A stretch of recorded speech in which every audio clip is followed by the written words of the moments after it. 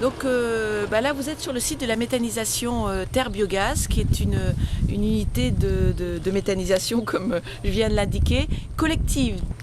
Alors ce que vous pouvez voir aujourd'hui, c'est par ici, vous avez en première étape, il faut recevoir les matières premières. Alors les matières premières, nous avons 80% d'effluents bovins, et du lisier de porc. Donc les matières premières, nous les introduisons régulièrement. Donc on fait une alimentation que nous introduisons soit en système de pompe pour les liquides, soit avec le système d'introduction dans le digesteur, c'est cette fameuse bulle.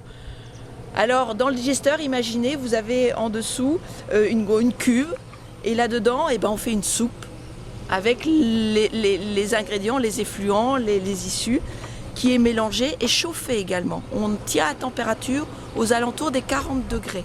Et donc les bactéries vont dégrader, manger la matière organique, et en dégradant cette matière organique va produire ce qu'on appelle du biogaz. Alors nous traitons environ 6000 tonnes de produits an.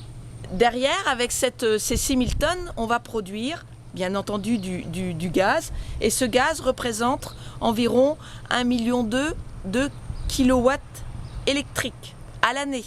Donc pour mieux retenir, c'est l'équivalent de 150 kWh en puissance. Donc aujourd'hui, le gaz, il n'est pas vraiment stocké, il est produit régulièrement, il va dans la bâche, par tuyau, est envoyé vers le local, qu'on appelle un local de cogénération. Et ce gaz est poussé vers un moteur qu'on appelle cogénérateur. À quoi sert ce moteur? Tout simplement, on parle de cogénération parce qu'il y a une turbine, ça va faire tourner une turbine électrique. Nous allons produire de l'électricité, et comme tout moteur thermique, va aussi dégager de la chaleur, et on récupère cette chaleur pour pouvoir aussi utiliser la chaleur.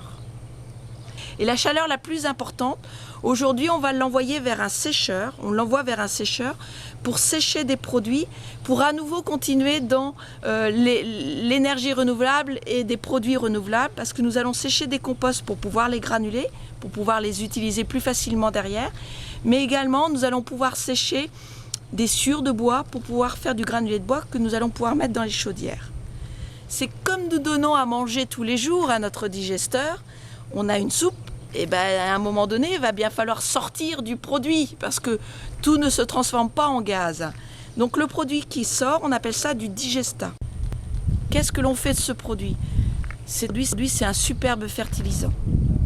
Les agriculteurs qui nous ont apporté leur fumier, de toute façon, utilisaient leur fumier comme fertilisant, et ils reprennent la partie solide, le digestat solide, et ils l'épandent au niveau de leur terre.